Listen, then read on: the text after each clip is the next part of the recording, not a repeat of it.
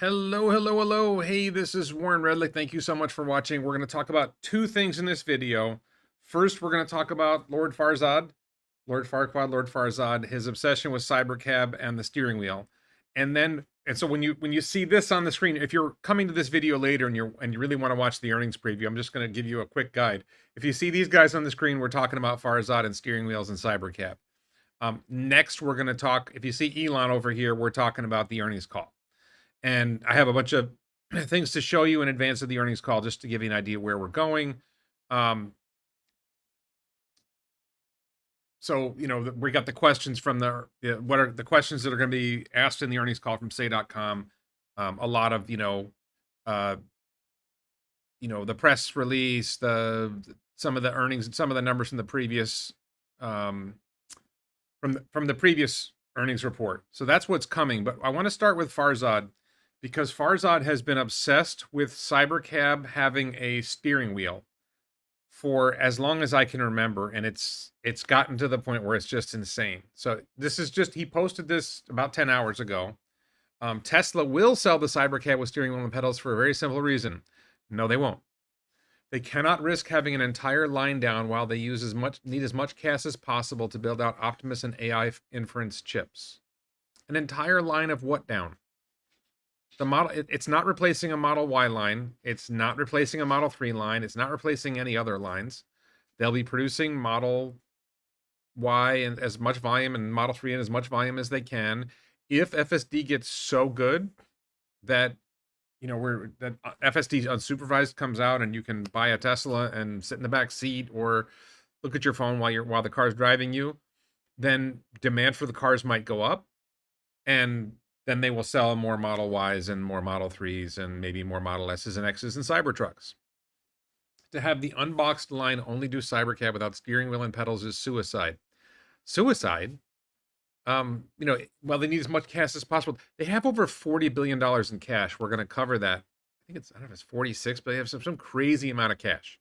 Tesla has some cash to burn. It's probably going to go up. They're probably going to have even more cash by the end of this quarter. Q1 might be a rough quarter. We'll see about that. But it could replace or co-opt the Cybertruck line. No. They don't need the space for the Cybertruck line. They built Giga Texas so big, there's room for lines everywhere. And Cybercab line is small. That's not an issue. Whatever this new car is, Cybercar, whatever you want to call it, it is not unlikely. It has to happen. You are literally allowing regulators to dictate your ability to raise cash to fund the next 20 years of the company. If Tesla is stuck running robotaxi network with Model Ys, it's fine. And I posted, and I think there's a legal issue as to whether there's a rule about you can't have more than 2,500 of, some experimental vehicle, right? Without full approval from the NHTSA or NTSB or whatever. But the language of that law is when you sell it to someone.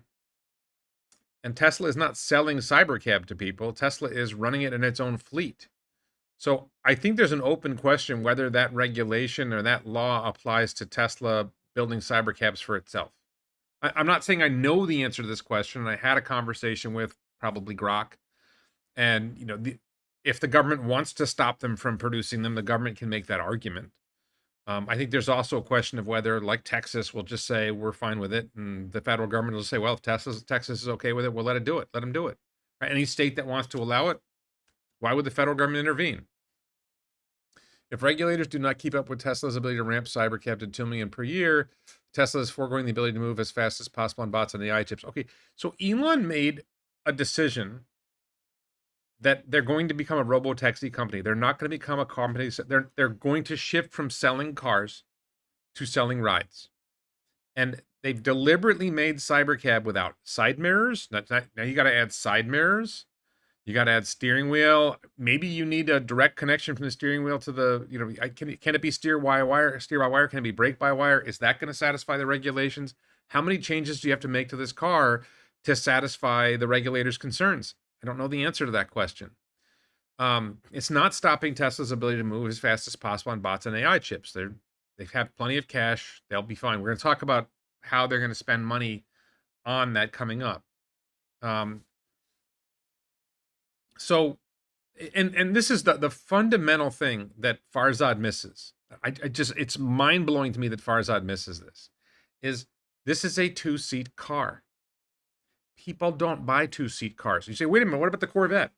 Yeah, this is an efficient, low-cost, um, boring piece of transportation. It is not a sports car. It's not a Miata. It's not a Corvette. It's not a convertible, right? This thing is not made to be fun to drive. People don't buy two-passenger cars unless it's like a second car that it's a fun car. They don't buy them. The volume, you're going to have a 2 million, what did he say? 2 million per year Cybercab line.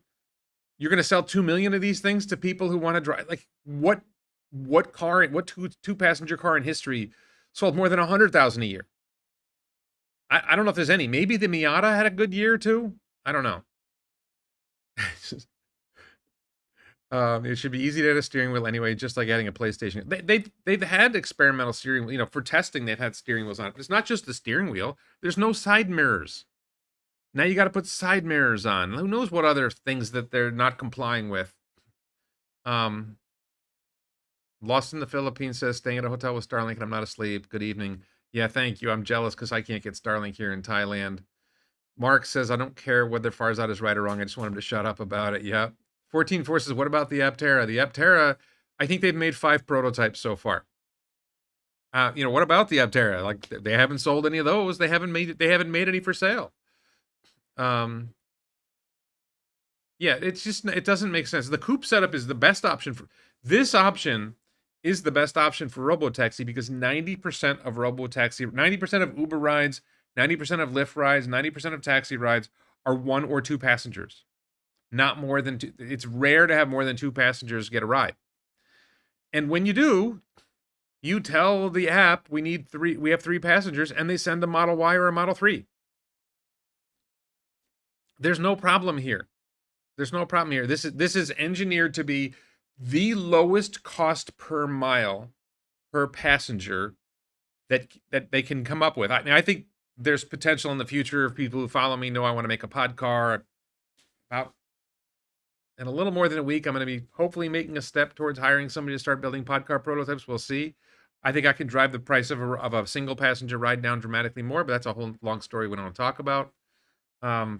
Percentage of rides is high for 1 or 2 passengers, but access to those mobility issues is not offered. Well, first of all, I believe Model X is the one for passengers with mobility issues, but this is going to have a low ride height, so it's going to be relatively easy to get into. It depends on what your mobility issue is, right? I think this is, Model Y is relatively easy to get into if you can't scrunch down.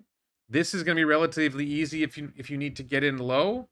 But if you have, a wheelchair or something like that, I believe Model X has been used in the past for people with disabilities. I think they may use that now in Las Vegas in the boring loop. A lot of people without a family to sit in the back these days. Yeah, that's true, but they still don't buy 2-passenger cars. Tell me a high-volume 2-passenger car on the market today that isn't a sports car. If you can tell me one, I'm open to hear it. Oh, Kim Christopher Paul, I've made many videos about Podcar, and we'll see if that's coming. Where are Mark and Mark? I guess we have no... I planned this live stream last minute, so my usual moderators are not available, unfortunately. So why would Elon and Tesla leave it up to regulators to dictate how fast they can ramp Cybercab? It's not how fast they ramp Cybercab. It's how fast they ramp the robotaxi network. If they only ramp the robotaxi network with Model Y and maybe Model 3, it's fine. They make 2 million cars a year. That's plenty of volume to be able to supply a robotaxi network. Why would you allow regulators to trap billions of dollars in a production line? Okay, this is another thing. It's like shocking that Farzad doesn't see this. Half the footprint, half the capex, twice the volume. Like I don't know if does he listen when Elon and the team talk about what they're doing with Cybercab? This is a low cost line to build. The goal is to have low capex, high volume, pump out a lot of cars. If you have low capex, that means your cost of the car is lower, which means you can your amortization of the car, the amortization of the line over the number of cars is lower. And then the amortization of the car costs less, and the amortization of the car over the miles is less. When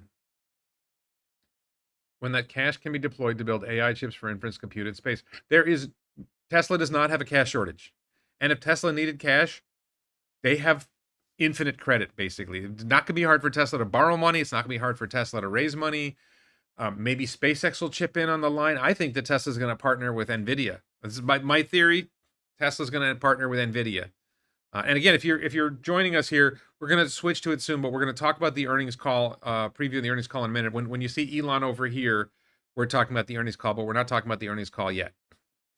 We're in millions of Tesla bots. Use your brain, people. So Farzad is so convinced he's right. He thinks we're not thinking. We're not like people don't. There's a fundamental problem here. Is people like if people would buy 2-passenger cars, if there was a market for 1 million 2-passenger cars a year globally, yeah, sure, maybe it would make sense. But there's no market. People don't buy 2-passenger cars, and it's a boring, slow, efficient 2-passenger car. The market for that is really small. There's no demand for that. Phil says there's almost no 2-seaters. New TAM. No, it's not a new TAM. The reason there's no 2-seaters is because people don't buy them. 14.4 says only popular 2-seat vehicles be Corvette, 911, and Miata. Right. I think the Supra was 4 seats, actually. And 911 actually has has a back seat. It's the Corvette and the Miata that don't have a back seat. I don't know if people realize that. The Porsche 911 has a back seat. I think you can configure it without the back seat, but it does have a back seat. Hi, Shamsky. Okay, so, I just wanted to cover, I think Farzad's lost his mind a while ago. Either that, some people are saying he's just posting clickbait to get clicks, or, I don't understand the Farzad obsession with steering wheel on Cybercab, but I wanted to cover that. So let's dive into what people are probably more interested in, which is Elon's plans and what's coming on the Q4 earnings call. So we're going to talk about some other details of the Q4 earnings call, but I thought the first thing we should talk about is the shareholder questions. Okay, so Elon's going to make a presentation, Vaibhav's going to make a presentation. There's going to be a slide deck that's going to have a whole bunch of numbers, which I'm going to talk about shareholder deck numbers in a minute. But after all that, there will be questions from the say.com shareholder questions, and then there will be questions from analysts. We don't know what the analyst questions will be, but we know. This is from Sawyer Merritt, by the way. He put together a list of the questions. So the first question is: you once said loyalty deserves loyalty. Will long-term Tesla shareholders still be prioritized if SpaceX does an IPO? So Elon has said that in the past. I don't know how easy it is to implement that. I don't know if you can implement that. I don't know how that works. So we'll see. Is there a plan for Tesla shareholders to get access to the SpaceX IPO early? I don't think this is very important. As a Tesla shareholder, sure, I'd love to get early access to a SpaceX IPO. Is it going to make a big difference? Are you going to get in at a lower price point? Or are you just going to get access to shares before the regular market buys? And what's the price? We don't know what the pricing is going to be of the shares. We don't know what the information is going to be. So I think that's, it's a nice thing to talk about, but I don't know how helpful it is. Okay, what is the current bottleneck to increase robotaxi deployment and personal use unsupervised FSD, the safety performance of the most recent models, or people to monitor robotaxis in car remotely, or something else? I think they've addressed this. It's simply getting enough miles to persuade regulators that it's ready. I think they have 7 billion. I think they need to get to. They think they need to get to 10 billion miles. I don't think there's a specific regulatory requirement, but there are still. I think they're still discovering edge cases and corner cases in very low volume now that the car doesn't handle well yet. And I think there's also this prospect that they're going to have a new model. We're on V14 now, so is it V14.3 or is it going to be V15? Where they 10x the number of parameters, and that's going to radically improve the car's ability to learn and drive. And do they want to get to that level before they start really doing full on unsupervised? But they have started unsupervised cars. No one in the car. They have started that in small volume, and Ashok said it's going to grow. 14.4 says, the issue is that it means they won't be able to make any cybercabs until FSD is fully allowed. That's not true. First of all, robotaxi might be allowed somewhere else. Self-driving unsupervised might be allowed somewhere else. What about China? What if China says, sure, you can do it here? Maybe China approves it, and then you just make the cars and ship them to China. Maybe it's Canada, maybe it's Mexico. I don't know. I think there's an obsession with that. Like we don't know the answer to that question. 14.4 says, I think the bottleneck is FSD is not quite there yet. I use it to and from the grocery store, and it's really good. Needs really good map data for speed limits and such. Yeah, I don't know what the last details are going to be. I think they're making good progress. I think they're increasing the number of chips in the training cluster, and that improves things. I really think it might be just going to the next model that has 10x the parameters, and then you need 2 or 3 months to train that to get to where you're confident it's better than the previous model. Okay, so after the unveiling of the Cybertruck, Musk stated if it didn't sell well, Tesla would build a more conventional looking pickup. How practical would it be to create this new design on the Cybertruck architecture, and could it be conveniently built on the existing production lines? So I think the answer to that is they're not building a new Cybertruck. They're not building a new truck. It's not a high priority. The future of Tesla is not in selling cars. He had also said that they might make a Wolverine Cybertruck for sales overseas. And actually, I just posted today, or I think it was this morning for me, so last night for you, that I wanted Elon to make a Ranger class Cybertruck for Thailand. And I made a little cute Grok Imagine video with, Thai bikini girls dancing in the back of the truck. And he didn't respond. The future of Tesla is not selling cars. Now, I think that the existing Cybertruck has a tremendous place in the future robo-taxi network for things like Home Depot runs. For people who aren't American, Home Depot is like a big store where you buy home products for your home, large, wood, like you go to Home Depot and you get a bunch of stuff that you don't want to put in the back of your regular car. You put it in the back of a pickup truck bed. So Cybertruck's really good for Home Depot runs. You may need a robo-taxi to tow your boat or your trailer, and Cybertruck is going to be great for towing. So I think there's a lot of use cases for Cybertruck and a robo-taxi network that, maybe it doesn't sell well, but once you put it in a robo-taxi network, the value is really high.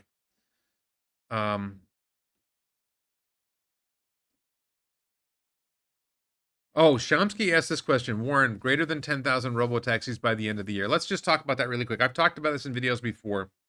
There's this question about when are there enough robo-taxis that the stock market recognizes that Tesla is more valuable than people realize, and the stock goes up. When there's people who are in our bubble, right? And we see it. We see the value is going to go up tremendously. But 99% of investors in the market, Wall Street, Main Street, whatever, they don't see it. And so you have to get to the point where something shows up in the financials that shows it. So my theory is 10,000 robo-taxis is what's needed. My guess is either by the end of this year or early in 2027. And once you get to 10,000 robo-taxis, I think that generates enough revenue and profit to show up on the financial statements. And then it's much easier to do the math and say, well, wait a minute, if it's generating this much profit with 10,000 and they're going to 1 million, then that 100x's that profit, and that's crazy. Can I check and see if there's any way we could set up a plant in Cuba? I have no idea why we would do a plant in Cuba. You rent it for projects. They already started this in places. Yeah, actually, you would request a Cybertruck for towing your trailer, for towing your boat to the lake, for driving your kids to, you got 3 kids in your neighborhood who are going to, the local state university that's like 200 miles away, and you bring the Cybertruck and you throw all their stuff in the back and it drives them up there, and then it maybe brings somebody else home. I think there are more opportunity to build a delivery van on the Model Y chassis than Cybertruck. I think the van is going to be RoboVan. I'm not sure why you would need a delivery van on the Model Y chassis if you're going to have RoboVan. So I think that solves that question. So I don't see Tesla building a conventional pickup truck, because the future for Tesla is not selling cars, it's selling rides and selling Optimus, whether it's Optimus bots or Optimus time. Regarding Optimus, could you share the current number of units deployed in Tesla factories and actively performing production tasks?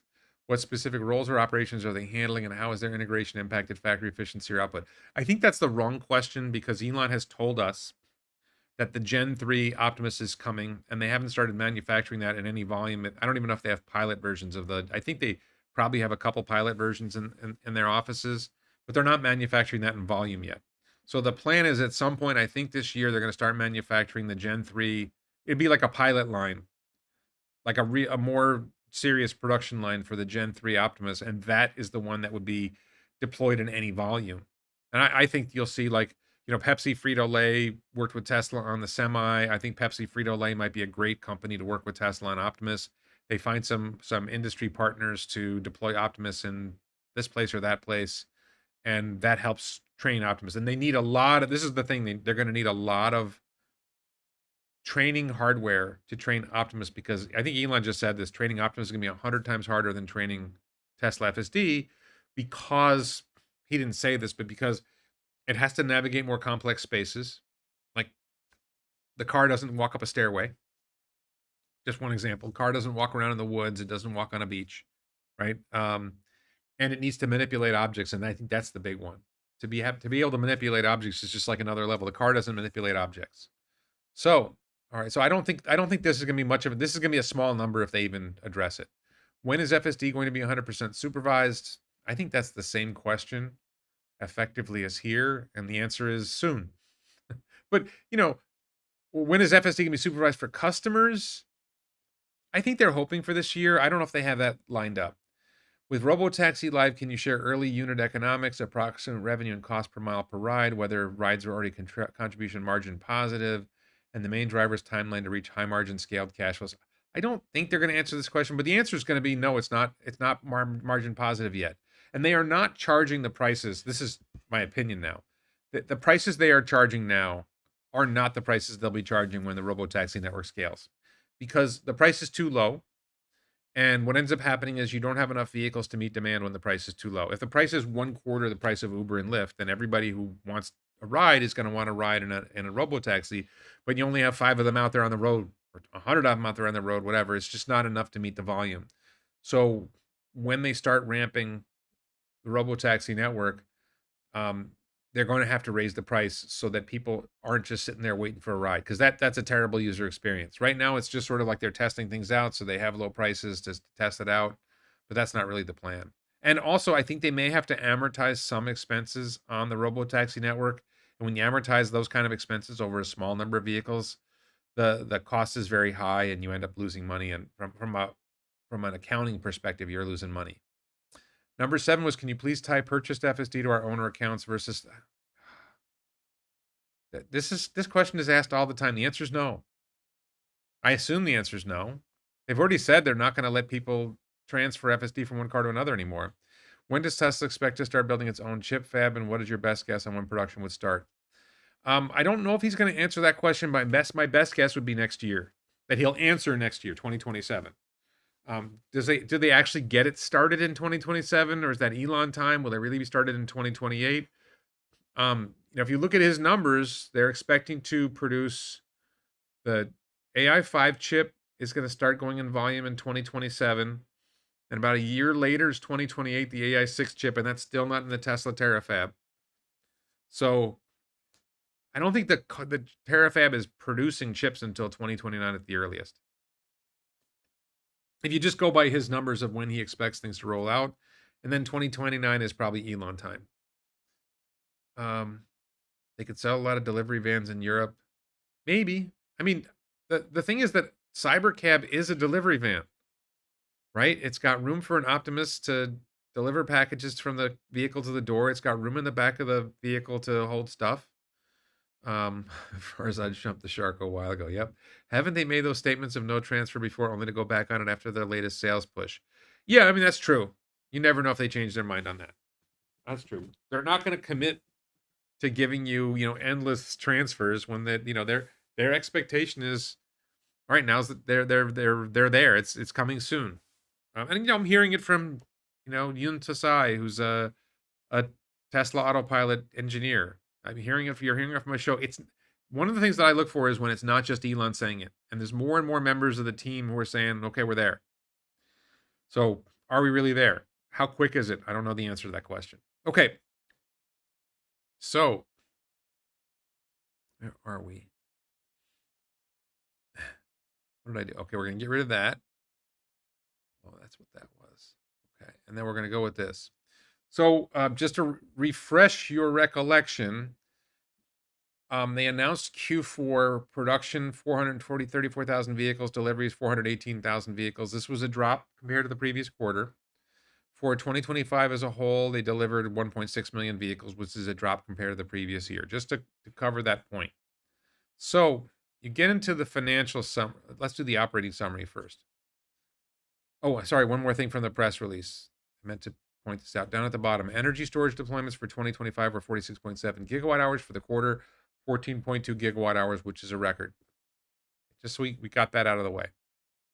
So let's talk about the operating summary first. Actually, I have them backwards on my list of slides, but um, in Q3, they delivered 447,000 vehicles. In Q2, they delivered 410,000 vehicles. So this quarter's deliveries, oh, no, sorry, production, they delivered 497,000. The last time they delivered, they haven't had a quarter. They had two quarters that were worse. Q2 and Q1 were worse than 415,000 deliveries. And you go back to Q4 and Q3 of last year, and they were, higher. So just keep that in mind. And then storage deployed 12.5 last quarter, 14.6 this quarter. So you lose about 30,000 vehicles. Now you lose about 80,000 vehicles delivered. You gain about 2 gigawatt hours of storage deployed. So you're going to have a decline in revenue.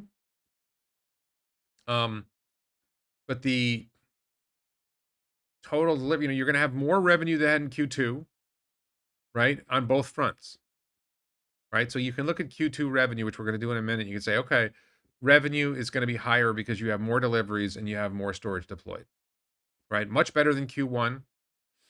And, much less than Q4 of 2024, and a little bit less on vehicles and a lot more on storage deployed in Q3. So just to give you that backdrop.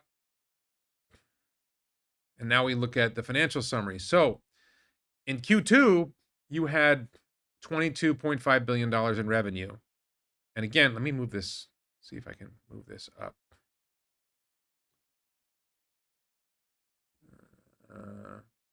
Obscuring my head a little bit. Here, we'll go over here. So if you're looking at Q2, we had less deliveries, we had less storage deployed, we had $22.5 billion in revenue. Q3, we had 28 billion. So we're somewhere between 22.5 and 28 billion, right? I think you could go back and you could look at Q3 2024 and you could say, okay, we had 462,000 deliveries, so we're a little bit off of that, but we had like double the storage deployed. And that was 25.1. So I think we're somewhere around 24, $25 billion in revenue. And I think that's enough that we're going to see a gross profit, right? And we're going to see positive cash flow. Free cash flow has been positive. Even Q2 and Q1, we had positive free cash flow.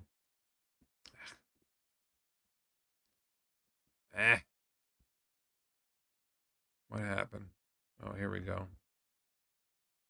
Right? So we ended up with $41.6 billion in cash at the end of Q3. My prediction is we're probably, some level of profit, not high, much less than 5 billion. I keep losing my mouse. Energy generation and storage revenue is going to be up, right? If we had 12.5 and we go to 14.7, I think was the number, then it's like a 20% increase on this. So you're adding $600 million. You go to $4 billion on there, and then you drop the vehicle revenue substantially, right? Automotive revenue goes from 21 down to 18, right? And I think you're at 24 billion. We'll see. That's a tough question. But just to give you a sense of where that's going, I just wanted to cover that. I don't know how helpful that is. Let's see what we got in the chat.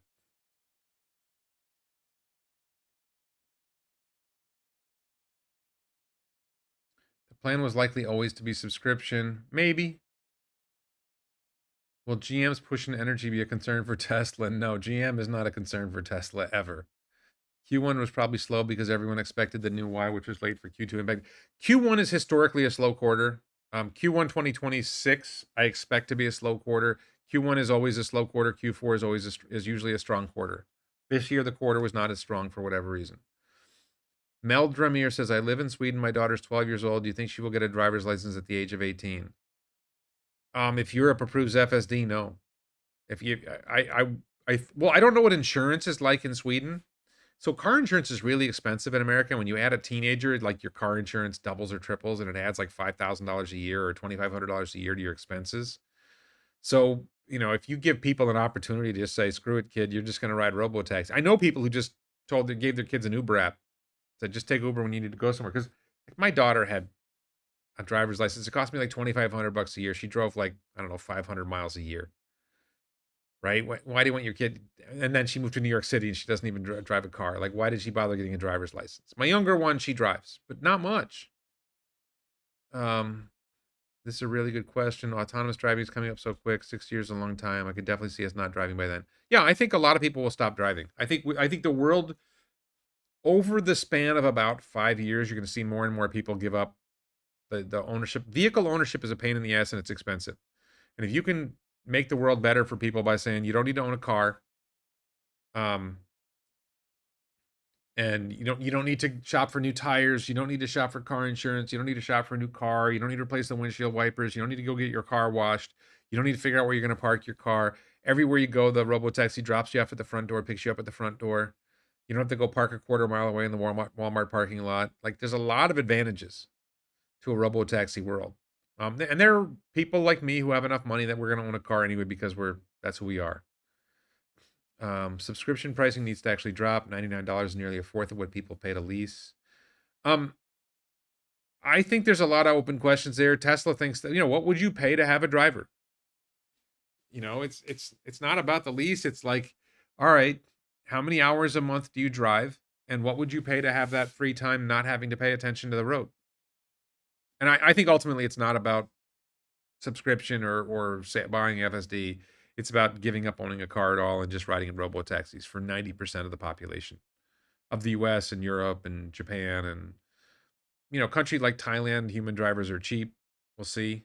I'm in Thailand for those who don't know. So, all right. One other thing I wanted to cover. Okay, this is one of my obsessions. Is on, I think it's page 7 of the slide deck every quarter. They have this thing telling you what the vehicle capacity is, and I expect this never seems to change. The day this changes, I'm going to go, oh my God, it changed. Something happened. Something's actually happening. Oh my God, it's amazing. Market's open, by the way. The stock is up $2 to $432.85 a share, according to my numbers. We'll check it again later. So I just think this is sort of one of those interesting questions. Is I don't expect Model S and X to change. I don't expect Cybertruck to change. Will the Shanghai number change? Probably not. Will the Berlin Model Y number change? Probably not. Because I don't think they've done anything to expand Model Y capacity. Will we see a new model somewhere? Will Texas Model Y production capacity change? Probably not. Will there be a change in Cybercab from construction to something else? Will there be a change in Semi? Semi is getting close to production. Is Semi ready for production yet? Are we going to see this change? Are we going to see a capacity number for Semi? That's coming up in the next few quarters. I'm not saying it's this quarter, but it's coming. Roadster, is Roadster going to move from design development to construction? These are things I watch for, but it's been like, I don't know, 5, 6, 7 quarters that it hasn't changed. So it's a little bit. Aptera went up 0.25 cents to $1.47. Production is just days away. Ah ha ha ha. Many businesses would establish robotaxi pickup drop-off areas if it became popular. Look, the drop-off areas wherever Uber or Lyft drops you off now. I don't think that's an issue. That's not really an issue. Will more production leave California? I don't think Tesla's going to reduce production in California. I don't think there's any reason to do that yet. I don't think they're going to reduce production of, they have the Lathrop factory making Megapack. They're not going to reduce production of that. Is he going to address the loss of autopilot? It's not one of the say.com questions. Well, one of the analysts asked. I think the point is that autopilot is inferior software. And they expect that every vehicle is going to have FSD soon. So they want to, and I have autopilot on here in Thailand. It's not very good. It's really not that good. It's my opinion. So are they going to do something else with autopilot or, something else? I don't know. We'll see. But I don't know that he's going to address it. I don't know that it's going to be even a question because it's not in the say.com questions that I've seen. Okay, we'll do one last check of the stock price. Still, no, come on, it hasn't changed. 433.18. Okay, so the stock is up 0.5% right now. We'll see if that keeps changing. We'll see what happens over the course of the day. Um, so I'll check the chat one last time. I really do not understand how they cannot just install an FSD that does not navigate and call it autopilot. The hardware is there. They want you to buy FSD. They want you to pay for FSD, whether it's subscription or whatever. They don't want to have an inferior software running in the car. They want you to order it. They want you to subscribe to FSD. There will come a time when you can't get the car without FSD. That time is coming soon. That's probably by the end of this year that you will not be able to buy a Tesla without buying FSD. Maybe early 2027. I buy FSD unsupervised. Will they, in other words, you'll be able to buy a Tesla, but the subscription will be mandatory. If I buy FSD unsupervised, will they charge an increase for unsupervised? We don't know the answer to that question. I don't think so.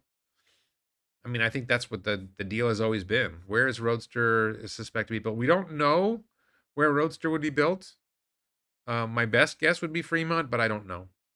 So it's a good question. I don't know the answer to that.